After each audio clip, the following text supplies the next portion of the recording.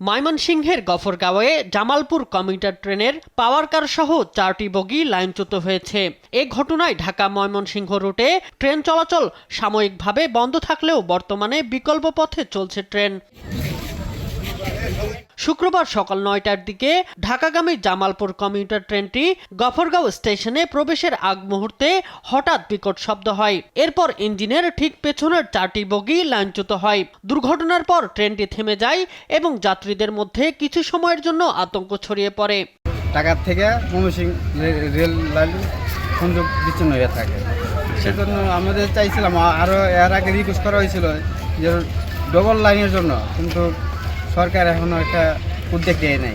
লাইনচ্যুতর ঘটনাটা বিভিন্ন কারণে ঘটে থাকে। আমরা যখন ঘটে কি কারণে ঘটলো এটার কারণগুলো উদ্ধার করে ওই কারণটা বন্ধ করার চেষ্টা করি। দুর্ঘটনায় কোনো যাত্রী আহত না হলেও তারা অভিযোগ করেন প্রায়ই ময়মনসিংহে ট্রেন দুর্ঘটনা ঘটলেও কর্তৃপক্ষ কোনো ব্যবস্থা নিচ্ছে না। আমাদের ল্যান্ডটা হচ্ছে সিঙ্গেল, তো আমাদের ট্রেনের জন্য মিনিমাম ক্রসিং এর জন্য আধা ঘন্টা যাবত বসে থাকতে হয়। এতে আমাদের কর্মজীবনে অনেক ব্যাঘাত ঘটে।